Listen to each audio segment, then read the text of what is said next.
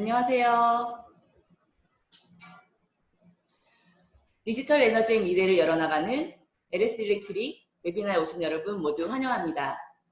저는 오늘 행사의 진행을 맡은 LS 일렉트릭 글로벌 마케팅 팀의 이혜원 매니저입니다. 저희가 매주 수요일마다 친환경, 고효율 전력, 자동화 솔루션을 주제로 여러분을 찾아뵙고 있는데요. 네, 스마트 에너지 솔루션을 여러분들에게 매주 소개해드리고 있습니다. 오늘은 자동화 드라이브 시스템을 주제로 여러분을 찾아뵙게 되었습니다. 먼저 오늘의 강사 소개를 드리겠습니다. 자동화 국내 드라이브 시스템 파트의 김이태 매니저십니다. 반갑습니다. 네. 안녕하세요. 자동화 부문 드라이브 시스템 발표를 맡게 된 김이태 매니저입니다. 만나 뵙게 되어 반갑습니다. 네, 저희 LS 일렉트릭의 드라이브 시스템에 대해서 궁금하신 많은 고객분들께서 오늘 접속을 해주고 계신데요. 네. 오늘 어떤 내용으로 소개를 드릴 예정인지 간단하게 먼저 설명해 주시면 좋을 것 같거든요. 예, 오늘 소개드릴 제품은요, 인버터, PLC, HMI 등 자동화 제품을 통합한 토털 솔루션인 드라이브 판넬에 대한 내용입니다. 간편하게 소개 형태로 드리는 만큼 부담 없이 편하게 들어주시면 감사하겠습니다. 네, 오늘 발표 굉장히 기대가 되는데요. 그럼 오늘 발표를 진행하겠습니다.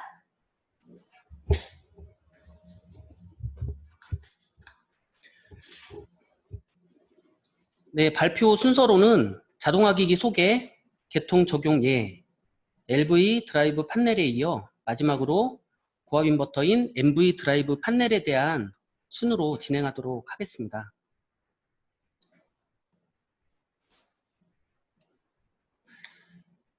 현장에서 익히 보셨을 텐데요.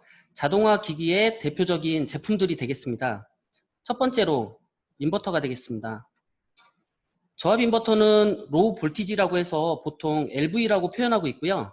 고압 인버터는 미디움 볼티지라고 해서 MV라고 표현을 하고 있습니다만 모두 3상 유도 전동기, 즉 모터의 회전수를 제어해주는 기본적인 제품입니다.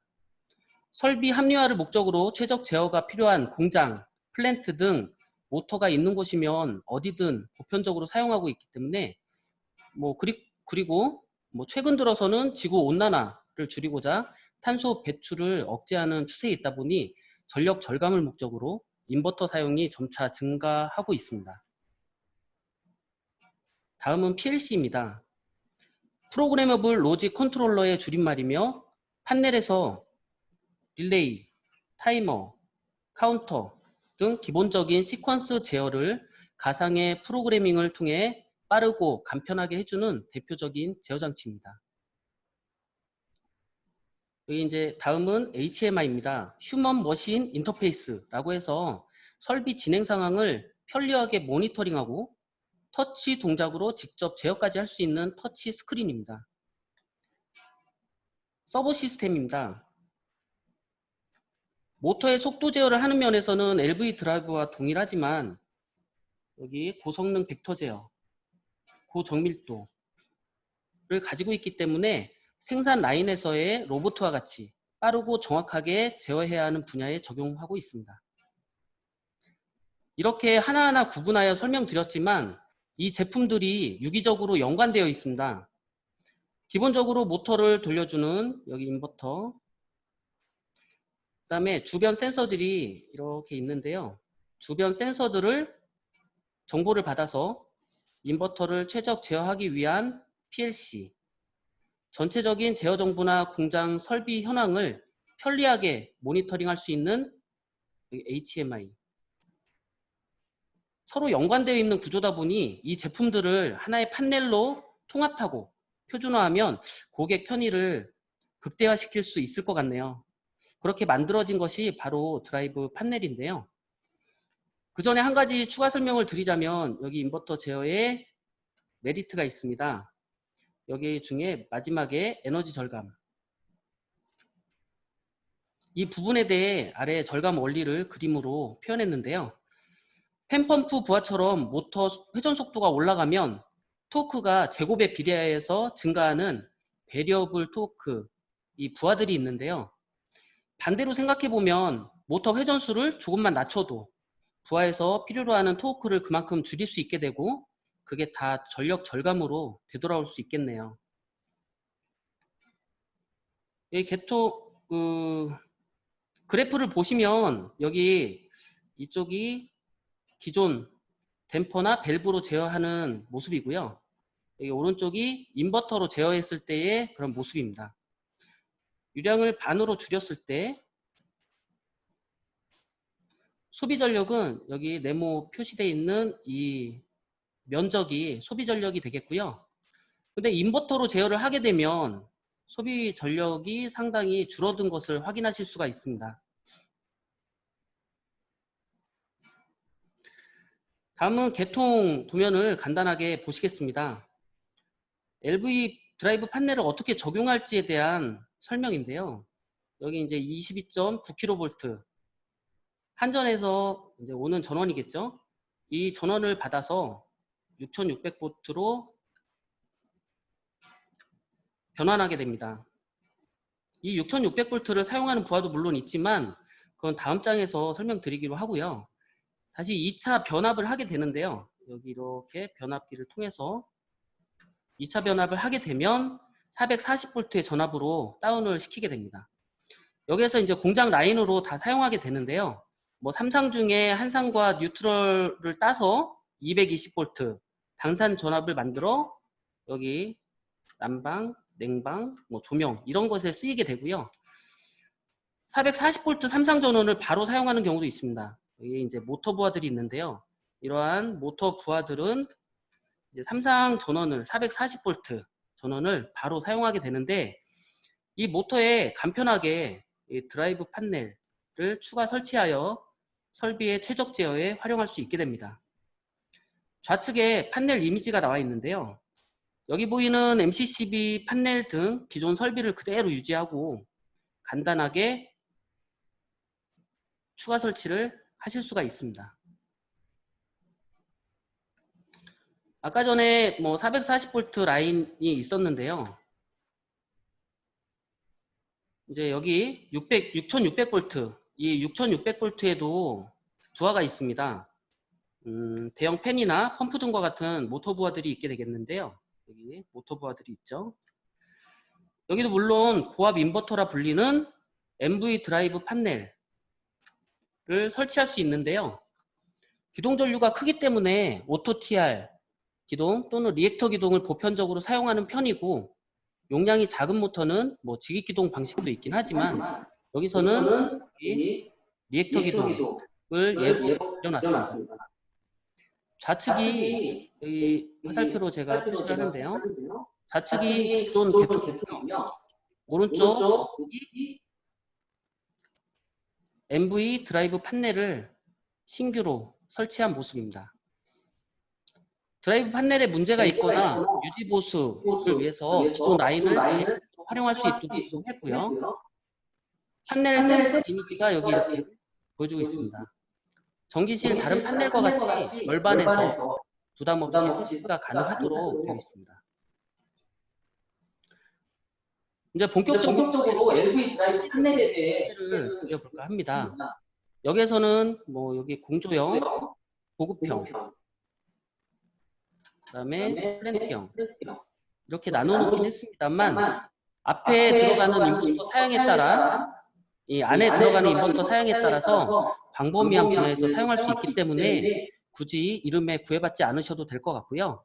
단지 그 공조형과 보급형의 경우는 보시는 바와 같이 크기가 좀 작죠. 설비 용량에 따라서 뭐 소형, 그 다음에 PLC HMI를 추가해서 조금 더 고급형으로 만들지 아니면 용량이 다소 큰 설비에 이렇게 플랜트형으로 만들지 이렇게 이해하시면 될 것 같습니다. 전체적인 특징으로는 내부 구성을 표준화한 제품이기 때문에요. 그 사용이 편리하고 유지 보수가 용이한 장점이 있고요. 전원 측 고조파 감소를 위한 AC 리액터 표준 장착. 물론 후에 설명드리겠지만 옵션으로 뭐 하모닉 필터나 DC 리액터 이런 것들도 고조파를 줄일 수 있는 그런 제품이 되겠고요. 그다음에 모든 운전 조건을 만족하는 표준 시퀀스를 내장하고 있습니다. 그다음에 뭐 에너지 절감형 팬펌프 뿐만 아니라 벡터 시스템, 뭐 중대 용량에 적합하게 인버터를 선택 가능하게 만든 전용 드라이브 판넬입니다. 뭐 적용 분야를 보시면 상당히 많습니다. 팬, 펌프, 뭐 부하가 있고요. 그 다음에 와인더, 크레인, 엘리베이터 같이 이렇게 토크를 많이 내는 그런 부하에도 적용을 하고 있는데, 그 밖에 뭐 섬유, 석유, 화학, 오일, 가스 분야에도 다수 적용할 수가 있겠습니다. 일반적으로 드라이브 판넬에 쓰여지는 인버터 종류를 소개해드리겠습니다. 예, 보시는 그림은 LS 일렉트릭에서 생산되고 있는 제품 라인업인데요. 이 세로축, 이렇게 세로축으로 올라갈수록 고성능 제품이 되겠고요. 예, 가로축, 예, 가로축으로 이렇게 오른쪽으로 갈수록 용량이 커지는 영역이 되겠습니다. 스탠다드 정용 S백 시리즈, 그 다음에 HVAC 전용 H백 시리즈, 범용 인버터에서 가장 프리미엄급인 IS7 시리즈를 주로 드라이브 판넬에 사용하고 있습니다. 보시는 사진은 드라이브 판넬 내부 구성입니다. 판넬의 기본이 되는 LV 드라이브가 여기 이렇게 배치되어 있고요. 바이패스를 위한 뭐 마그네트 컨택터, 스위치, 릴레이 등이 있습니다. 뒷면을 보시면 인버터 출력 전압이 날카로운 펄스파형이기 때문에 그에 따른 서지 전압으로부터 모터를 보호하기 위한 뭐 DVDT 필터, 그 다음에 노이즈 필터, 그 다음에 AC 리액터 등이 이렇게 배치되어 있습니다. 지금 형광펜이 잘 안 보여서요. 잠깐 포인터를 조정하도록 하겠습니다.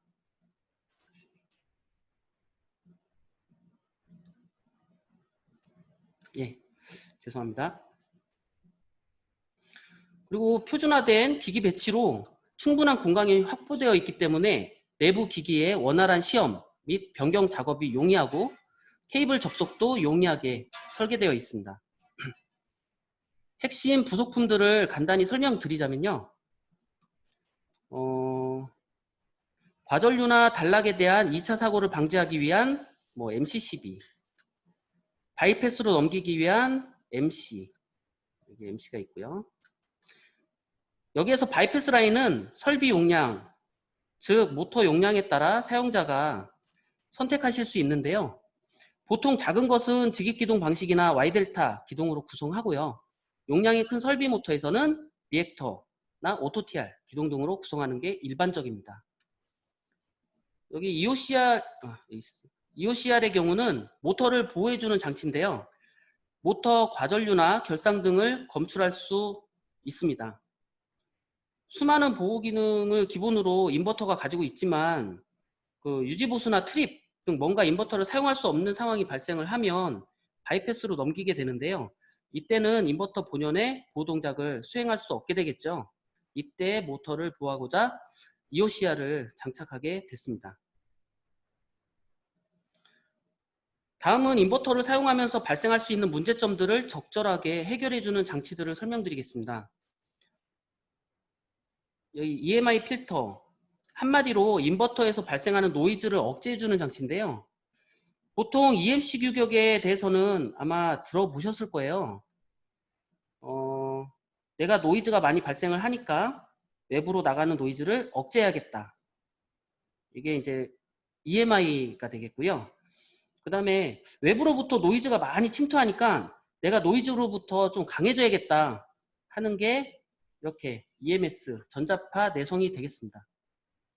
이 두 개를 통칭해서 EMC라고 보통 얘기를 하는데요. 여기서는 이제 인버터가 노이즈를 많이 발생하는 제품이다 보니 EMI 필터를 장착해 놓았습니다. 다음은 AC 리액터와 DC 리액터입니다. 리액터는 코일 성분으로 급격한 전압 변화에 따른 전류를 억제해주는 역할을 하게 되는데요. 아래 파형을 이렇게 보시면 여기 이제 보시면 여기는 매끄럽게 사인웨이브로 표현되어 있죠. 이 전류가 이상적인 파형이 되겠습니다. 뭐 한전에서 공급받는 전원이겠죠. 그런데 인버터 같은 경우는 비선형 부하이기 때문에 입력 전류를 보시면 이렇게 전류가 많이 찌그러진 이런 형태가 됩니다. 이렇게 되면 깔끔한 사인웨이브에 비해서 삐쭉삐쭉 왜곡된 파형이 되어 고조파 함유량이 많아지고요. 전력 품질이 저하되게 됩니다. 또한 역류를 저하시키는 원인이 되기도 하고요. 이를 억제하기 위해서 리액터를 설치를 하는데요. 이러한 리액터를 달고 찍은 파형이 이렇게 맨 오른쪽에 파형이 되겠습니다. 그나마 많이 완만해졌어요. THD라고 해서 고조파 함유율을 나타내는 기준이 있는데 가운데 리액터가 없는 이 파형이 THD 거의 한 70% 이상인 반면에 오른쪽 리액터를 달고 측정을 하면 THD가 한 40% 이내로 줄어들게 됩니다.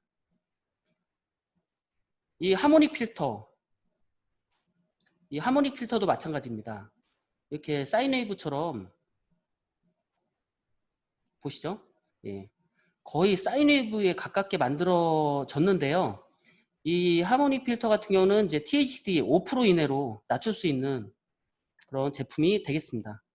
고조파 함유율이 낮으면 낮을수록 전력 품질이 좋아지거든요.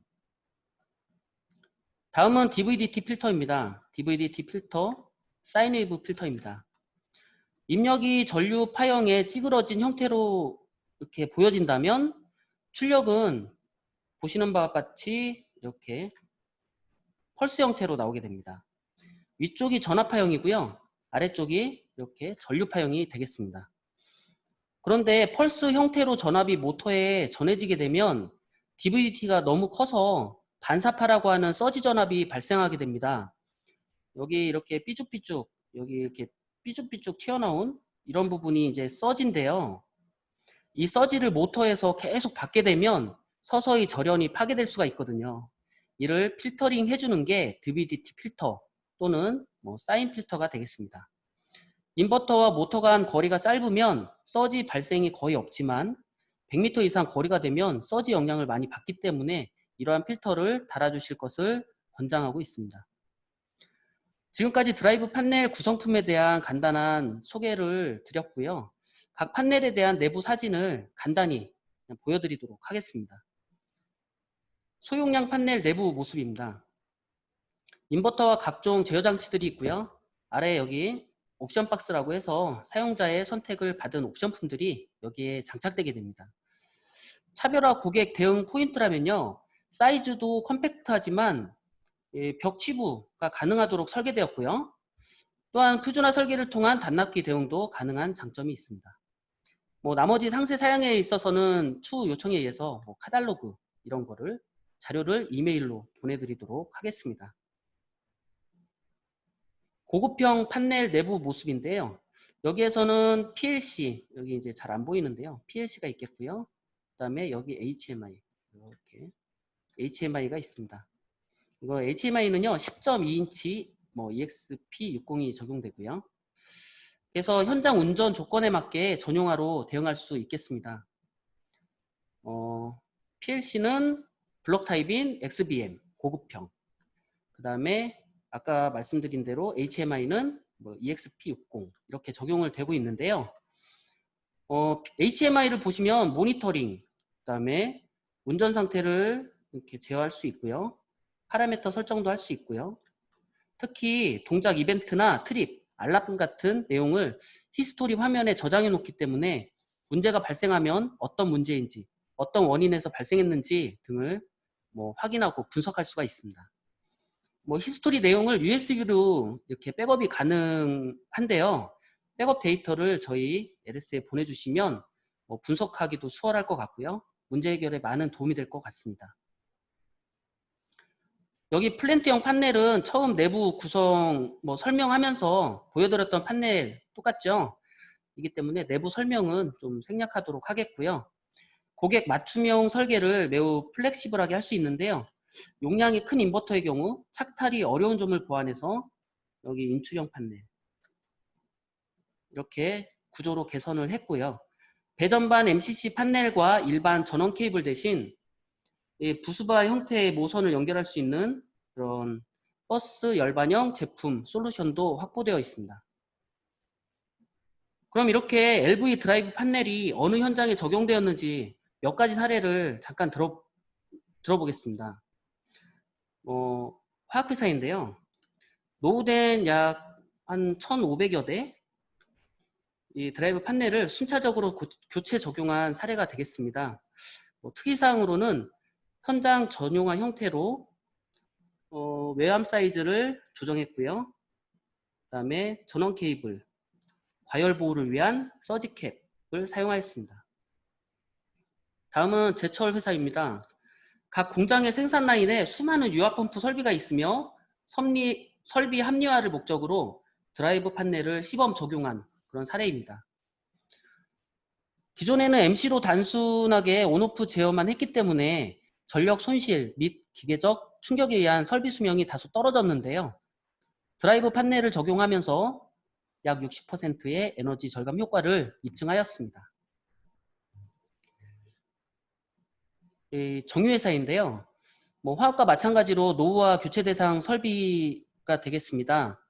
워낙에 부식성 가스 등으로 각종 케이블이나 전자부품 등이 많이 산화되기 때문에 내구성을 보완한 대책을 세우고 있지만 여기에서 전용한 포인트로는 외부로부터 유입된 서지 영향이 다소 있어서 서지 보호기를 적용한 사례가 되겠습니다.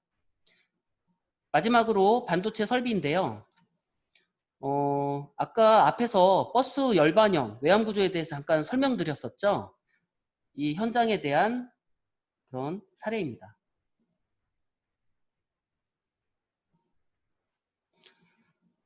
여기까지 저압 인버터를 적용한 LV 드라이브 판넬에 대한 설명을 드렸습니다. 다음은 고압 인버터를 적용한 MV 드라이브 판넬에 대한 간략한 소개 드리도록 하겠습니다. 우선 MV 드라이브 판넬의 여기 내부 모습인데요.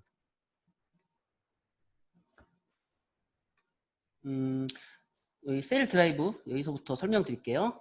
셀 드라이브부라고 해서 아까 전에 설명드렸던 저압 인버터가 여기 이렇게 여러 개가 있죠. 여기 되게 여러 개가 있는데 이런 것들이 이제 하나의 저압 인버터라고 보시면 돼요. 여기에서는 셀이라고 말하고 있습니다. 하나의 유닛 형태가 아니기 때문에 그냥 셀이라고 말하는 건데요. 이 셀을 직렬로 이렇게 연결을 해서 출력을 내보내게 되면요. 성간전압이 6600V가 나오게 되어 있습니다. 쉽게 표현하자면 각 상에 하나의 셀, 즉 여기 노란색 박스 있죠?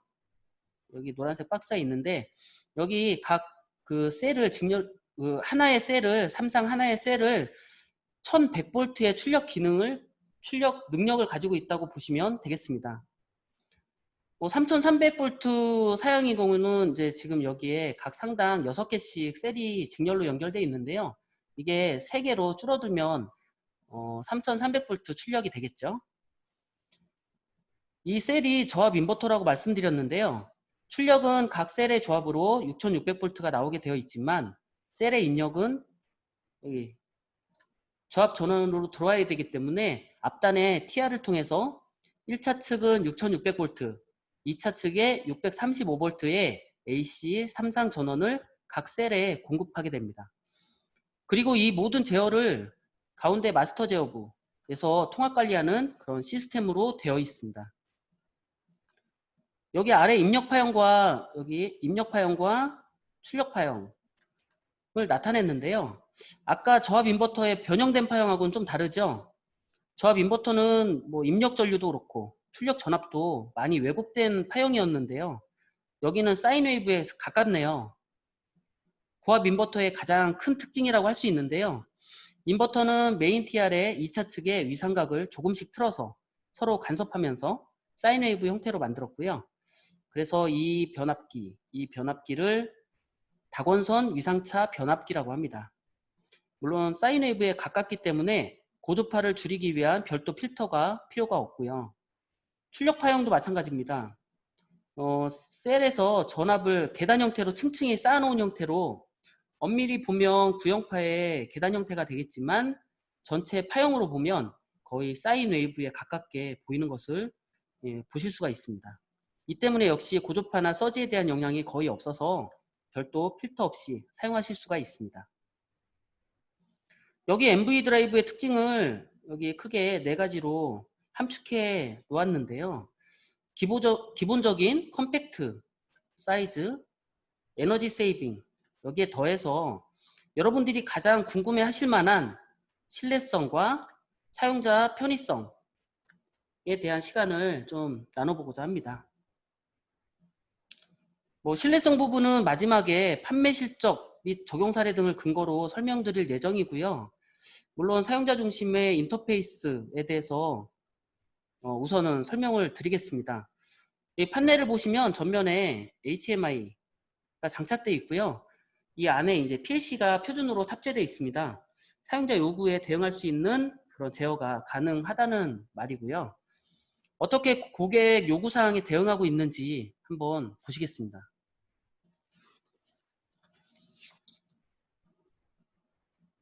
평소 인버터로 모터를 구동하다가 이렇게 상용으로 절체를 하거나, 그다음에 여기 상용 전원을 사용하고 있다가 인버터로 바로 절체하는 그런 기능입니다. LV 드라이브 판넬에서 언급한 바이패스와 거의 비슷한 개념인데요. 근데 고압 모터는 워낙에 용량도 크고 전압도 높은 상태다 보니까 절체하는 순간에 튀는 과전류에 정기적으로, 기계적으로 데미지가 좀 발생할 수가 있습니다. 이것을 억제하고자 사용자 전원의 전압 이상을 동기화시켜서 부드럽게 넘기는 기술이 바로 동기절체 기술이라고 할 수 있습니다. 다음은 이제 원격 모니터링이 있는데요.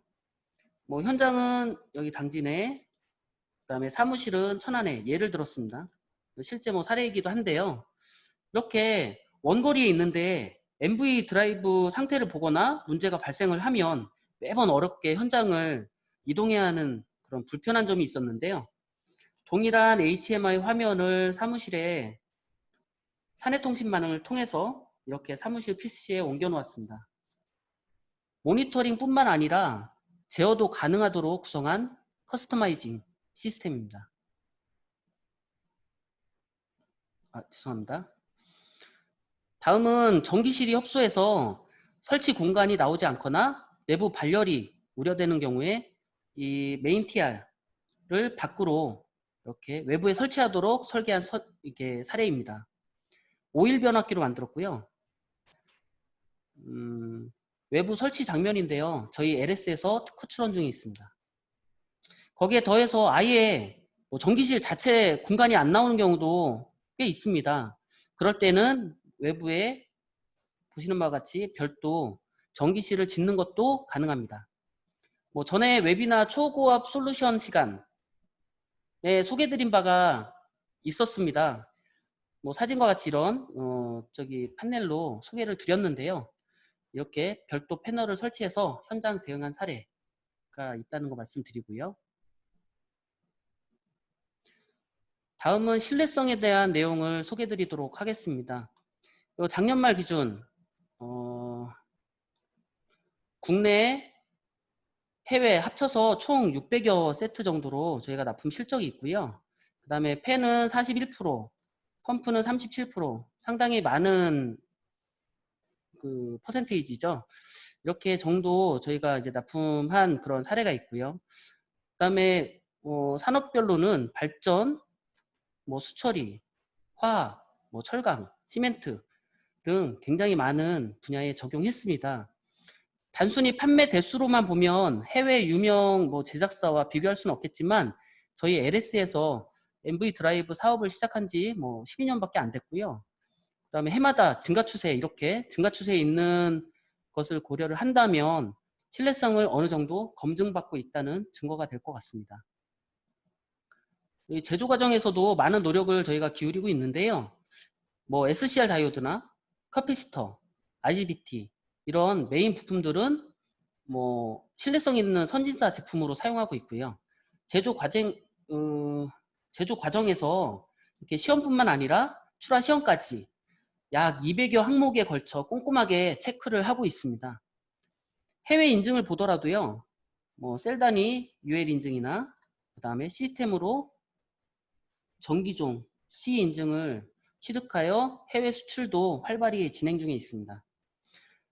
가장 장점으로 내세울 만한 것은 사내에 약 1.5메가 VA, 그러니까 쉽게 말하면 1500kW 정도의 용량의 부하 시험 장치가 있어서 출하 전에 입회 검수 시 고객이 요청하는 부하 측정도 가능합니다.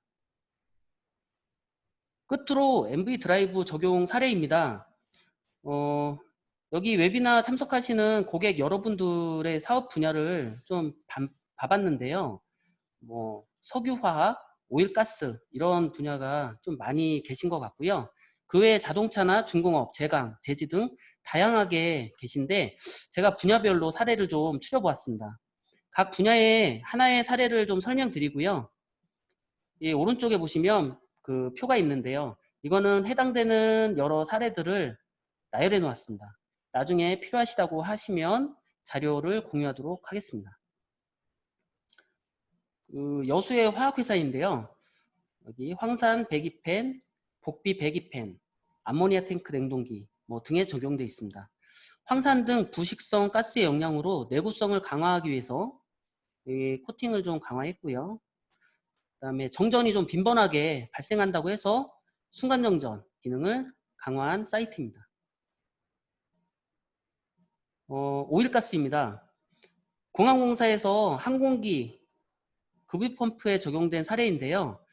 언제 급유가 될지 모르는 상태에서 스탠바이로 있다가 급유가 시작되면 급가속을 해야 된다고 요구를 하셔서 여기 연구소에서 시뮬레이션을 거쳐 현장 적용에 성공한 사례입니다.